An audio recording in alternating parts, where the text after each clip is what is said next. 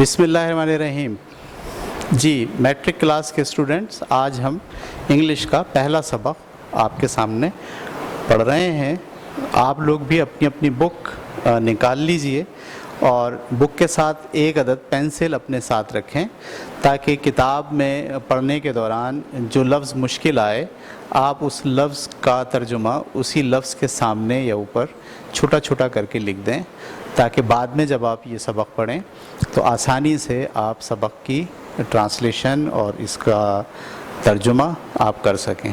ٹھیک ہے، پہلا سبق ہمارے پاس ہے دا وائس آف گاڈ. چھوٹا سا سبق ہے، صرف 4 لائنوں پر مشتمل یہ سبق ہے اور اس میں ہم لکھنے والے جو اس کے مصنف ہیں وہ ہیں لوئس آئی نیومین. لوئس آئی نیومین. ٹھیک ہے، تو سبق میں ہم پڑھتے ہیں، آپ ذرا توجہ سے اپنی بک کے اندر دیکھیے. پہلی لائن آئی ساٹ، SOUGHT ساٹ. ساٹ کا مطلب ہوتا ہے جد و جہد کرنا، جستجو کرنا، کوشش کرنا. آئی ساٹ میں نے جد و جہد کی، ٹو ہیئر سننے کی، دا وائس آف گاڈ خدا کی آواز. میں نے خدا کی آواز سننے کی کوشش کی.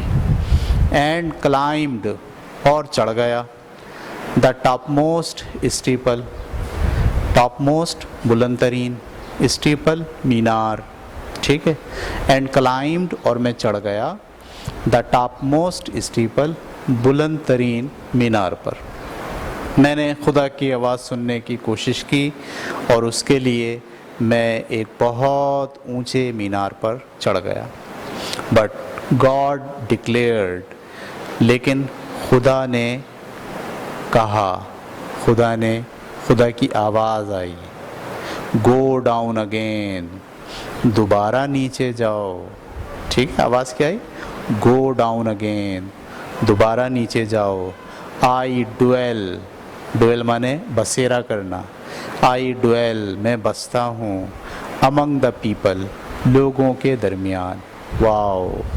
ٹھیک ہے، یعنی خدا کو تلاش کرنے کے لیے اگر آپ کسی مینار اور کسی گنبد، یا مینار اور گنبد بلندی کی علامت بھی ہے اور اس کے ساتھ ساتھ مذہبی جو ہماری مساجد ہیں، ہمارے گرجا گھر ہیں اور ہمارے مندر ہیں، ٹھیک ہے، ان سب کو بھی آپ علامتی طور پر جو ہے وہ اسٹیپل سے سپوز کر سکتے ہیں. تو خدا کی تلاش میں اگر آپ ایک اونچے مینار پر چڑھ کر خدا کو تلاش کرنا چاہتے ہیں، خدا کو ڈھونڈنا چاہتے ہیں، تو مصنف نے کہا کہ میں نے اس کو تلاش کرنے کے لیے میں ایک دن چڑھ گیا اوپر. ٹھیک ہے، لیکن جب میں اوپر گیا تو مجھے آواز آئی کہ گو ڈاؤن اگین، دوبارہ سے نیچے جاؤ. کیوں نیچے جاؤ؟ آئی ڈویل، خدا کہتا ہے کہ میں تو بستا ہوں لوگوں کے درمیان. ٹھیک ہے، یہ ایک بہت چھوٹی سی نظم ہے لیکن ایک بہت بڑی فلسفی کو یہ آپ کو متعارف کرا رہی ہے. ٹھیک ہے، فلسفی یہ ہے کہ ہم مذہبی طور پر یہ سمجھتے ہیں کہ اگر ہم خدا کو پانا چاہتے ہیں تو ہمیں دنیا چھوڑ کر مسلسل جد و جہد کرنی ہے، مجاہدہ کرنا ہے اور خدا کو پانے کے لیے عبادت، ریاضت اور زندگی کے عوامل کو چھوڑ کر ہم خدا کو پا سکتے ہیں. لیکن ہر مذہب کی فلسفی میں یہ بات شامل ہے کہ اگر آپ خدا کو پانا چاہتے ہیں تو اس کے لیے یہ ضروری ہے کہ آپ لوگوں کے درمیان رہیں. خدا تو لوگوں کے دل میں بستا ہے. آپ کو اپنے کام کاج، ٹھیک ہے، اپنے لوگ، اپنے پڑوس، اپنا محلہ، اپنے خاندان، اپنے رشتہ دار، ان سب کے ساتھ رہتے ہوئے بھلائی کے وہ کام انجام دینے ہیں جس سے خدا راضی ہوتا ہے اور خدا آپ کو مل جاتا ہے. خدا کو ڈھونڈنے کے لیے، اس کی تلاش کے لیے آپ کو نہ جنگلوں میں نکلنے کی ضرورت ہے، نہ پہاڑ پہ چڑھنے کی ضرورت ہے، ٹھیک ہے، نہ کسی مجاہدے کی ضرورت ہے، بلکہ اگر آپ خدا کو پانا چاہتے ہیں، خدا کو خوش کرنا چاہتے ہیں، خدا کی رضا آپ کو مطلوب ہے تو آپ انسانوں کے درمیان رہیں، ان کے دکھ درد، ٹھیک ہے، ان کے مسائل، ان کی تعلیم، ان کی تربیت، ٹھیک ہے، ان کے آنسوؤں کو پونچھنا، ان کی مشکلات کو دور کرنا، ہمدردی، ایثار، قربانی، یہ سارے انسانی جذبے اپنے آپ میں دراصل انسانوں کے درمیان رہتے ہوئے استعمال کرنے کے جذبے ہیں۔ جب آپ یہ سب چیزیں انسانوں کے ساتھ کرتے ہیں تو خدا دراصل آپ سے راضی ہو جاتا ہے اور وہ آپ کو مل جاتا ہے، آپ اسے پا لیتے ہیں۔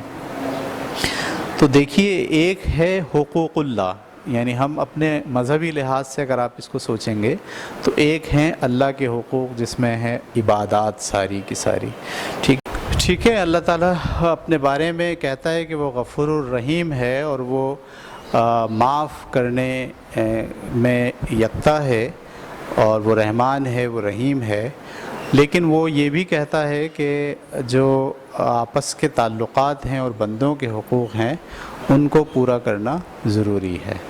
تو اس سبق میں دراصل اسی فلسفی کی طرف توجہ دلائی گئی ہے کہ اگر آپ خدا کو پانا چاہتے ہیں، خدا کو خوش کرنا چاہتے ہیں، تو اس کے لیے ضروری ہے کہ آپ لوگوں کے ساتھ حسن سلوک کریں، لوگوں کے ساتھ صلہ رحمی سے پیش آئیں، ٹھیک ہے، لوگوں کے ساتھ اچھے معاملات کریں، ایمانداری کے ساتھ ان کے ساتھ برتاؤ کریں۔ یہ سب کام جب آپ بندوں کے درمیان رہتے ہوئے کریں گے، دل آزاری نہ کریں، کسی کے دل کو نہیں توڑیں، ٹھیک ہے، تو اللہ تعالیٰ آپ سے راضی ہوگا اور آپ کو دراصل خدا مل جائے گا، ٹھیک ہے۔ تو یہ سبق ہمارا یہاں ختم ہوا، ٹھیک ہے بھائی پیارے بچوں۔ اب ہم اس کی جو ہے وہ دو چیزیں ہم ڈسکس کریں گے، ایک سینٹرل آئیڈیا اور ایک سمری، ٹھیک ہے۔ سینٹرل آئیڈیا کا مطلب یہ ہوتا ہے کہ مرکزی خیال کیا ہے، تو بڑا آسان ہے۔ مرکزی خیال یہ ہے کہ لوگوں کو درمیان میں رہ کر ہی آپ خدا کو پا سکتے ہیں، لوگوں سے الگ ہو کر آپ خدا کو نہیں پا سکتے، ٹھیک ہے۔ تو میں یہاں پر آپ کے لیے سینٹرل آئیڈیا بورڈ پر لکھ رہا ہوں، آپ اسی کو کاپی کر لیجئے گا، ٹھیک ہے۔ ہیڈنگ ہم نے ڈالی سینٹرل آئیڈیا، ٹھیک ہے۔ if someone wants to be، ایسے لکھیے آپ، if، ٹھیک ہے، if someone wants to be، کیا معنی ہوئے؟ اگر کوئی شخص چاہتا ہے to be close،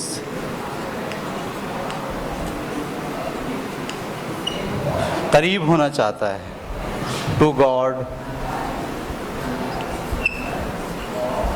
اگر کوئی خدا کے قریب ہونا چاہتا ہے تو ہی شوڈ ناٹ الوف۔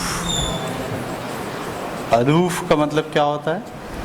دور بھاگنا، ٹھیک ہے۔ ہی شوڈ ناٹ الوف، اسے نہیں چاہیے کہ وہ دور بھاگے۔ himself، اپنے آپ کو دور نہ کرے، from people،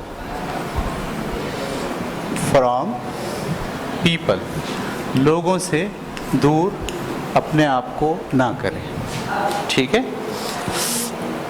God loves those who love people، God loves those، خدا ان سے محبت کرتا ہے، who love، میں نے یہاں ایس نہیں لگایا، یہاں ایس لگایا ہے، اس لیے کہ خدا ایک ہے، اور پریزنٹ انڈیفینٹ کے سینٹینس میں آپ کو ایس یا ای ایس لگانا پڑتا ہے۔ دوز، وہ لوگ جو کہ، اب یہ وہ لوگ جو کہ دراصل کیا ہیں؟ زیادہ لوگ ہیں، لہذا ہم نے یہاں پر ایس نہیں لگایا بلکہ لو لکھا ہے۔ who love people، خدا ان سے محبت کرتا ہے جو لوگوں سے محبت کرتے ہیں، ٹھیک ہے۔ اور ایک جملہ اور چھوٹا سا لکھ لیتے ہیں، God is always among the people، خدا ہمیشہ لوگوں کے درمیان میں رہتا ہے، among the people. ٹھیک ہے پیارے بچوں، یہ اس کا سینٹرل آئیڈیا ہے. آپ ویڈیو کو پاز کریں اور پاس کر کے اس کو پورے کو اتار لیجئے. ٹھیک ہے، چلیں اب ہم چلتے ہیں اس کی سمری کی طرف. ٹھیک ہے، تو میں یہ مٹا دے رہا ہوں، اور مٹانے کے بعد اب ہم پڑھیں گے اس کی سمری.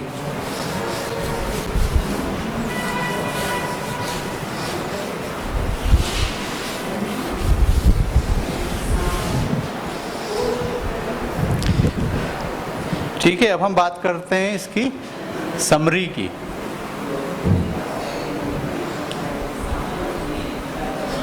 سینٹرل آئیڈیا میں اور سمری میں کیا فرق ہوتا ہے؟ ٹھیک ہے، دیکھیے، جب مصنف جس آئیڈیا کی بنیاد پر اپنی پویم لکھتا ہے یا سبق لکھتا ہے تو اسے ہم کہتے ہیں سینٹرل آئیڈیا. اور سمری سے مراد یہ ہے کہ اس میں جس طرح سے اس نے ہر مصرے کو بیان کیا ہے یا جس طرح سے اس نے ہر پیراگراف کو بیان کیا ہے، تو ہر مصرع اور ہر پیراگراف اپنی بات کو کیسے بیان کرتا ہے، اسے آپ اپنے الفاظ میں اگر لکھ رہے ہیں تو اسے کہا جاتا ہے سمری.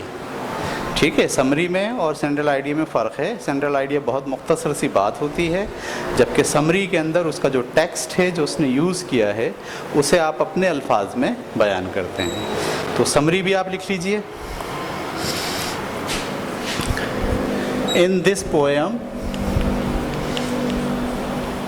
اس نظم میں، دا پوئٹ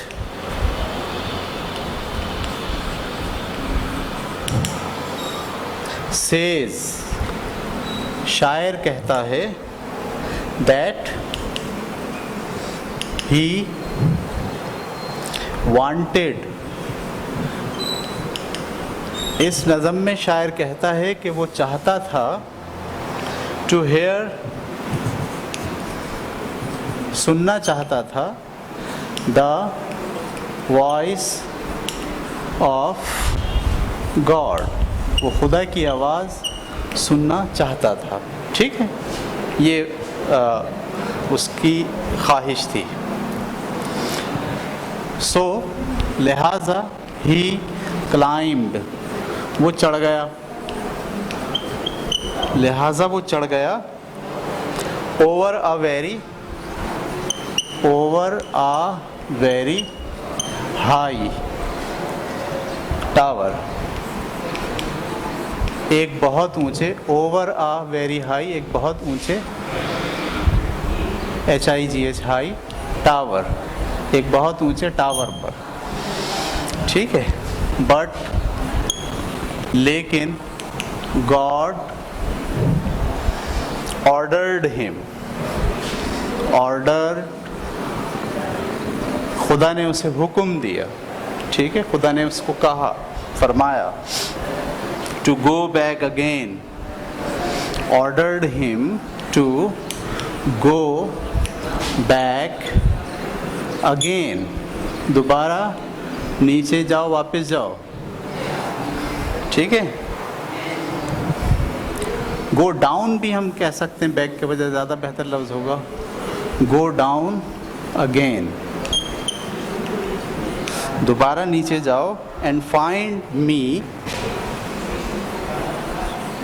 اور مجھے تلاش کرو. ٹھیک ہے، اینڈ فائنڈ ہم، اور اسے تلاش کرو، امنگ the people, Umang the people. ٹھیک ہے، دوبارہ سے میں اس کو ایک بار آپ کو پڑھ کے سناتا ہوں. ان دس پوئم، اس نظم میں، دا پوئٹ سیز، شاعر کہتا ہے، دیٹ کہ ہی وانٹیڈ، وہ چاہتا تھا، to hear the voice of God, خدا کی آواز کو سننا چاہتا تھا.